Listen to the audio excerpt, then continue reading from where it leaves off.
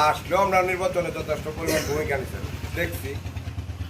আপনাদের এই করুণ কষ্ট, রাত ভরা পাহারা দেওয়া, এলাকার লোকজনে বলা, মহিলাদেরকে বলা, পঙ্গু বিধবা, যত ধরনের অ্যাঙ্গেলে কাজ আছে আপনারা করছেন।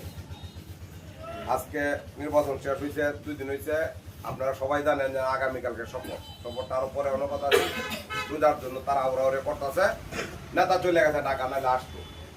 নেতার এই আসার দরকার ছিল, আসতো, কিন্তু ওনার শপথের জন্য ঢাকা চলে গেছে। এই জন্য আপনাদের কাছে আসছি আমি। আপনাদের কাছে দল এবং নেতার তরফ থেকে, নেতার অন্তঃস্থল থেকে আপনাদেরকে ধন্যবাদ। যার অবস্থান থেকে অনেক পরিশ্রম করছেন। আজকে পরিশ্রমের এই ফসল শুধু আপনাদের না, এই বাংলাদেশের সকলেরই, সকল বর্ণ নির্বিশেষে সকল মানুষ চায় আছেন এই দলের দিকে। এই দল জয়যুক্ত করার লাগি পরিশ্রম করছেন। এই জন্য নেতার তরফ থেকে আবারও আপনাদেরকে ধন্যবাদ জানাচ্ছি। এখন আপনাদের কাছে আমার একটা ছোটখাটো দাবিও আছে ভাই। দল ক্ষমতা আসলে আমরা অনেক কিছু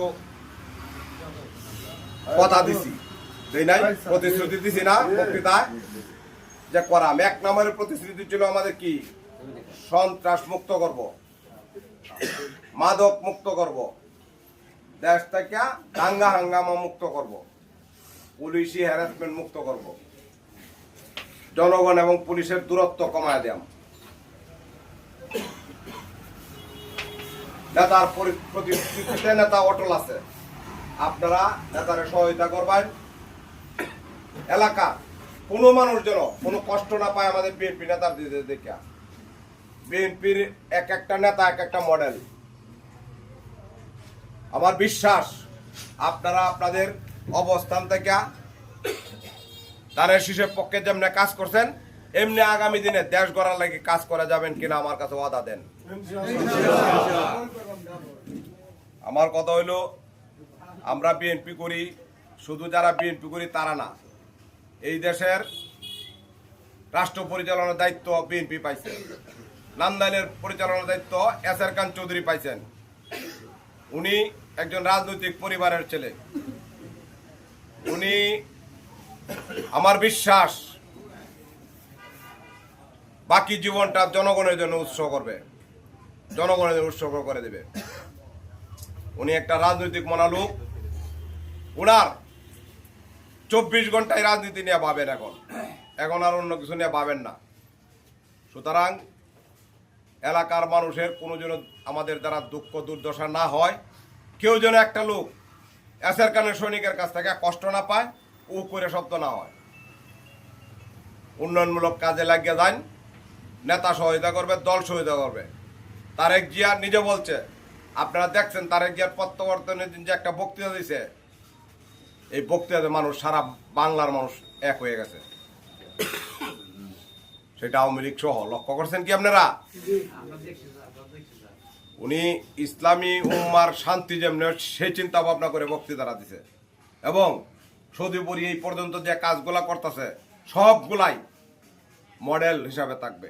আপনারা লক্ষ্য করছেন গতকালকে জামাতের সভাপতির বাড়িতে গেছেন, এনসিপি নামে একটা ছাত্র সংগঠনের পার্টি, তার নেতাদের বাড়িতে গেছেন। লক্ষ্য করছেন? উনি না গেলে তো পারত, পাস করে নাই পুরে, কিন্তু উদাহরণপনা দেওয়া যাচ্ছে। আপনাদের কাছে আমার উদারত আহ্বান, আমরা যারা আছি প্রত্যেকটা জন, প্রত্যেক মানুষ বর্তমানে তারেক জিয়া সৈনিক। তারেক জিয়া যে পথে চলতেছে আমরা সেই পথে চলবো কিনা বলেন? তাহলে ভাইরা, সর্বশেষে আপনাদের কাছে আমার বলার কিছু নাই। আপনাদের কাছে আবারও আমি বলছি, আমার নেতার তরফ থেকে আপনাদেরকে অসংখ্য অসংখ্য ধন্যবাদ। যে যার অবস্থান থেকে আপনারা কাজ করছেন, কেউ কম করছেন, কেউ বেশি করছেন, এটা ভেদাভেদ নাই। যে যার অবস্থান থেকে যদি করতে পারছেন, আপনারা খাওয়া দাওয়া সাইরা লাগছেন দেখছি। এই জন্য নেতার তরফ থেকে ধন্যবাদ, সবাইকে ধন্যবাদ। আপনাদের ইউনিয়নের নেতৃবৃন্দ আছে, কোনো যায় ঝামেলা কোনো কিছু হইলে আপনারা ইউনিয়ন নেতৃবৃন্দকে শেষ করতে চেষ্টা করবেন।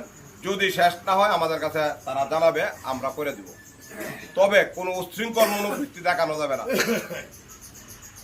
আমি দীর্ঘদিন যাবৎ রাজনীতি করি, আমার হাতে 2, 4, 5, 10টা সংসদ নির্বাচন হয়েছে, উপজেলা নির্বাচন হয়েছে, চেয়ারম্যান নির্বাচন হয়েছে। এমন কোন নির্বাচনে দেখছেন বিজয় মিছিল করছে না? দেখছেন আপনারা মুরব্বী দেখছেন? কিন্তু দেখেন আমরা এই বিজয় মিছিল নিষেধ, আনন্দ মিছিল নিষেধ, ফটকা ফোটানো নিষেধ। এটা তারেক জিয়ার একটা সিদ্ধান্ত।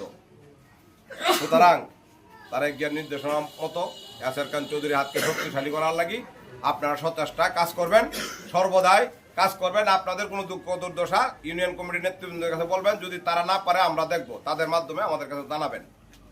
ঠিক আছে, সকলকে ধন্যবাদ।